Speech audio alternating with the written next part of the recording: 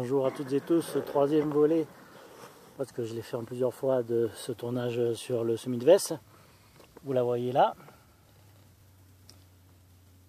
Donc semis 18 octobre et voilà, donc elle est bien sortie. Donc ça c'est une partie très enherbée.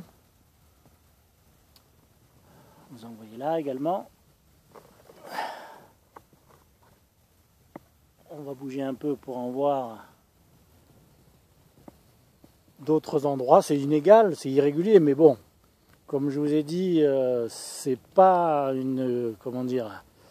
un semis qui était obligatoire en ce qui me concerne, vu que, comme vous le voyez, le potager est largement pourvu en herbe. Donc le couvert il est là, il est gratos. Et en plus il continue de faire de la photosynthèse, même pendant l'hiver, même si c'est un peu au ralenti. Mais comme je l'avais, ce sac de Vesse, bon voilà, je ne vais pas m'en priver, hein, c'est ridicule. Même si encore une fois ça a été semé un peu tard. Alors là, vous voyez tout ça là, là.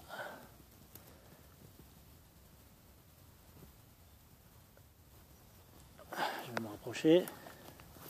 Voilà, il y a du... C'est bien tapissé.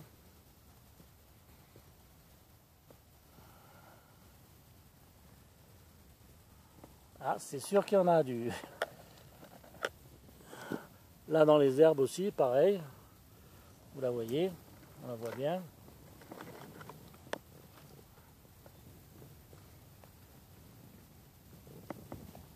Là-bas en face au soleil, on la voit bien également. Voilà, tout ça c'est de la Vesse qui va sortir. Alors là, moi je suis pas spécialiste du truc, hein. Autant le dire de suite. Les couverts, c'est pas ma spécialité, mais normalement elle devrait résister à l'hiver. Enfin résister. En théorie, moi je me rappelle l'année dernière, on en avait mis dans la partie pommes de terre. La partie pommes de terre, c'est tout ça pour mémoire. Mais par contre, c'est pas moi qui m'en étais occupé, et d'une, et de deux. C'est pas pour me dédouaner, mais je crois pas que les conditions météo avaient été favorables après le semis, alors que là, il est tombé des cordes. Donc du coup, voilà, ça a levé super bien. Il n'a pas fait trop froid non plus. Là, il y a eu des gels, il gèle quasiment toutes les nuits maintenant, hein, et elle tient le coup. Alors je pense qu'il vaut mieux qu'elle soit petite pour passer l'hiver, un petit peu comme la sauge sclarée, qui fait des petites corolles en hiver, qui restent toutes petites pendant tout l'hiver, et puis après qui lève au printemps. Donc espérons que ça fasse comme ça pour cette Vesse, qui fera toujours un couvert supplémentaire. Bon, vous le savez aussi, ça apporte de l'azote. Donc on verra ce que ça donne. Oui, il y a les graines là, je ne sais pas si on arrive à les voir, qui n'ont pas levé, ou vont lever plus tard, ou sont nazes, hein, j'en sais rien. Hein. Voilà, donc à suivre.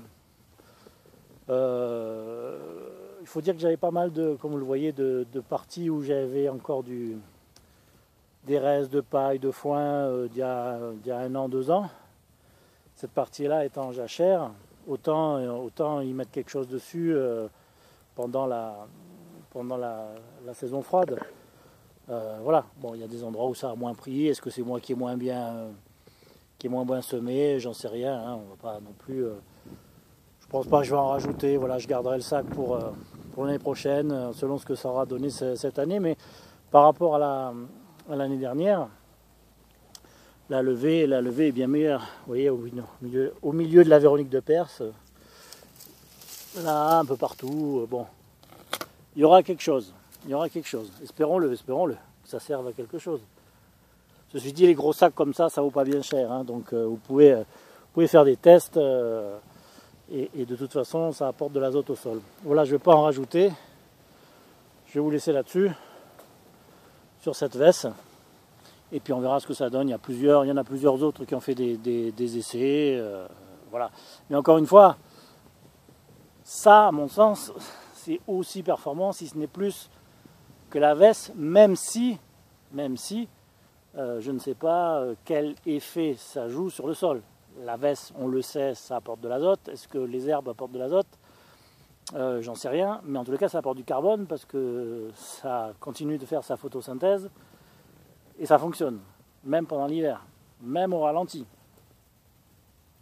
Donc voilà, à suivre, il n'y a pas de combat entre un semis artificiel et la nature, mais j'entendais récemment dans une vidéo d'un professionnel qui disait qu'il avait foiré son semis de couvert et que du coup c'était envahi de kénopodes, mais que les moutons se régalaient à bouffer le kénopode et que du coup ils se rendaient compte que dépenser des sous pour faire un semis alors que le couvert naturel convenait aux animaux et marchait très bien puisqu'il était chez lui.